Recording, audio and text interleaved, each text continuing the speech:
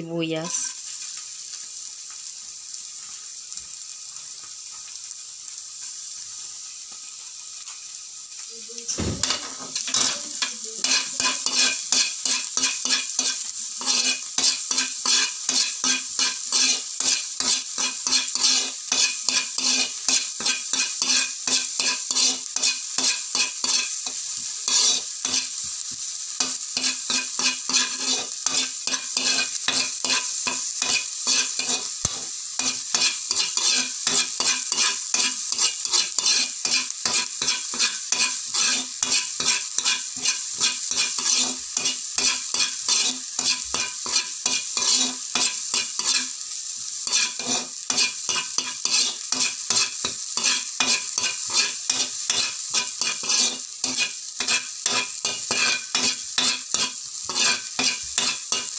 Hintayin muna natin mag-transparent yung ating sibuyas. Tapos ilagay natin yung butter.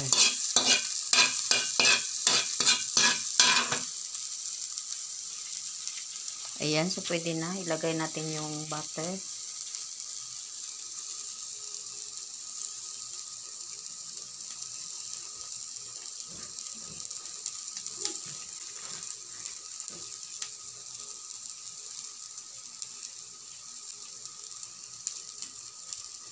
Ayan. Tapos, ilagay natin yung ating bawang. Tapos, tuloy-tuloy lang yung paghalo.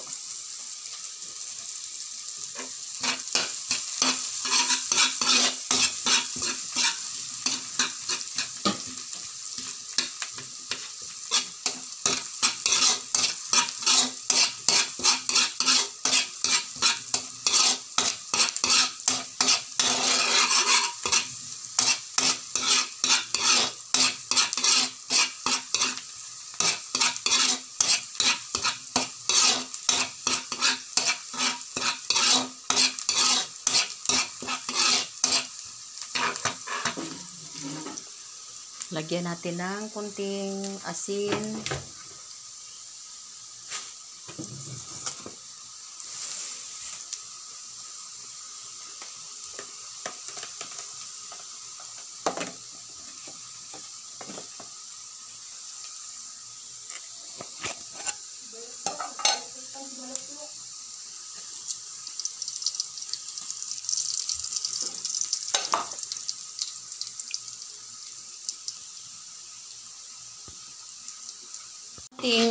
Yung ating sabaw kanina sa pinagkuluan ay lagyan natin ng konti aron yung lasa niya.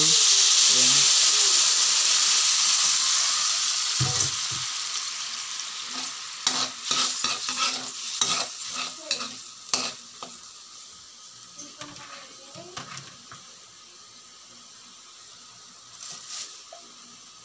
Tapos lagyan natin ng konting sugar.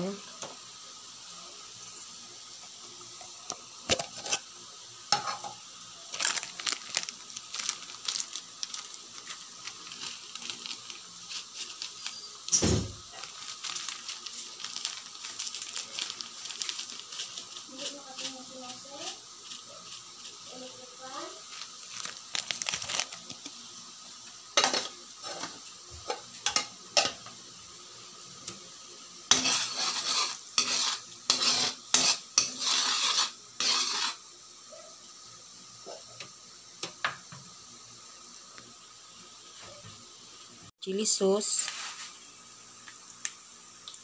Sweet chili sauce yung nilagay ko.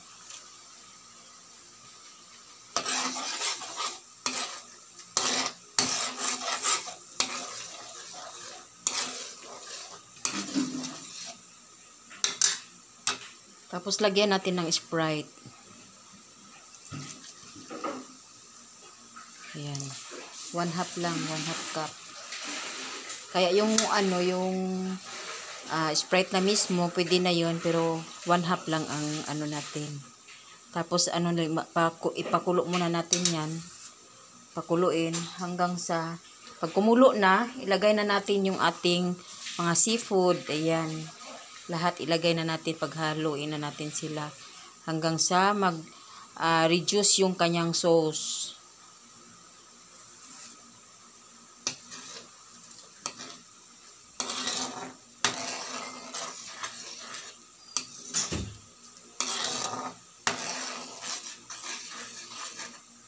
Meron pa sana itong isang, yung powder na pangpakulay para mag, ano talaga yung kanyang kulay, mapula. Pero wala kasi ako nun, kaya ito na lang. Pwede na to.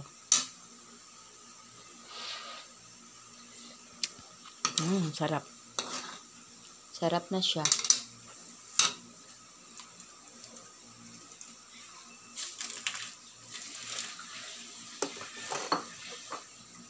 Ayan. Pakulo-kulo na siya.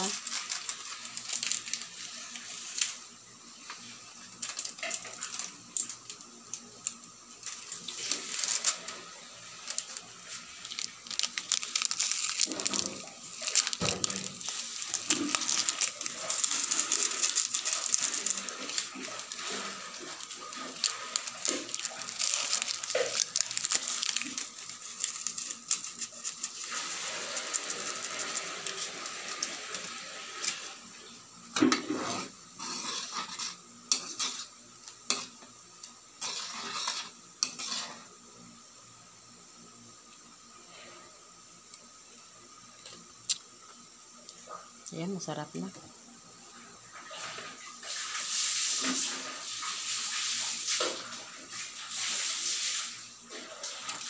Ayan, pwede na natin ilagay lahat yung ating mga pinakuluan kanina, mga seafood. Ayan. O, diba?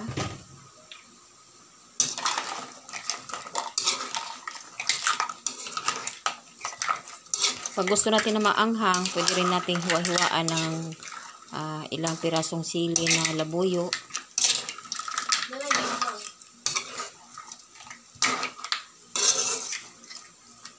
Ayan. So, hanggang sa mag-reduce yung kanyang, mag-reduce yung kanyang sauce at mag-absorb sa kanilang mga laman ang sauce. Ayan.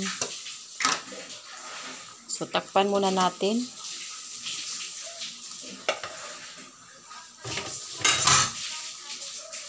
Ayan, pinaliliwanagan ko na. Ayan, meron siyang corn, shrimp, crabs, at saka yung corn, crabs, shrimp, at itong tawag ditong tahong. Ayan. Ito sana ay magandang tingnan pag ito ay merong powder na. Meron sana itong powder. Ayan, nagpabalik-balik ako ng salita kasi hindi ko alam, full storage na pala yung aking cellphone. Ayan, so meron sana itong yung powder na pamula mo para pang papula dito sa niluto natin. Pero okay lang naman, kahit ganito lang, basta tama lang yung ating timpla. Kasi tayo lang naman. Ayan. Para hintay muna natin na mag-absorb talaga yung mag-reduce yung kanyang sauce. Ayan. Dahan-dahan lang sa paghalo.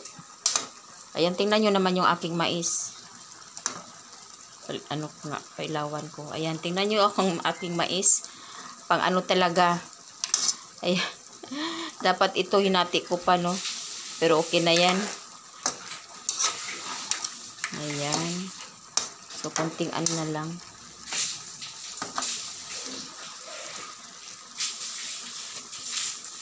Sarap na siya.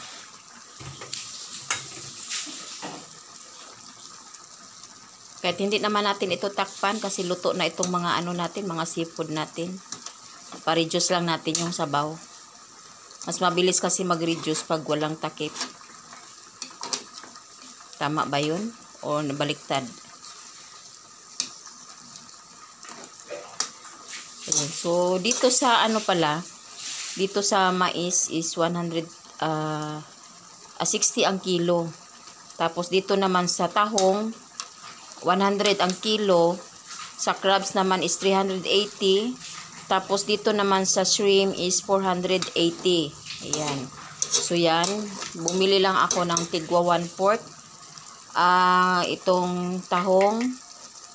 Tapos, 1/4 dito sa tahong, 1/4 sa hipon. At dito sa crabs naman is 1/4 din. Parang wala ngang 1/4. Ayaw nga, 1/4. Yan. Yan lang yung aking ginawa. So, ang aking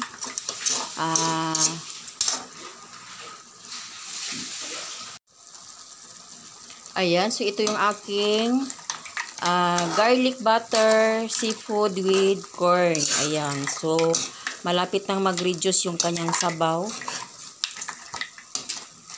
Ayan.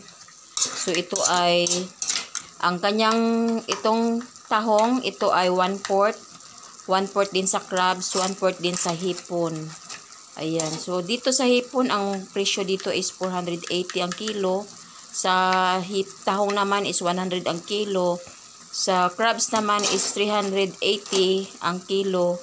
Tapos, dito naman sa mais is 60 pesos ang kilo. Ayan. So, yan. Malapit na siyang mag-ano. Ayan, nagre-reduce na yung kanyang yung kanyang yung sa kanyang sauce, nagre-reduce na.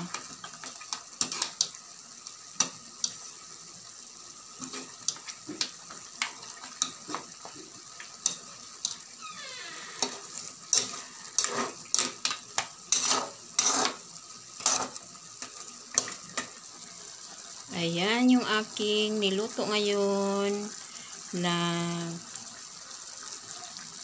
butter garlic seafood with corn.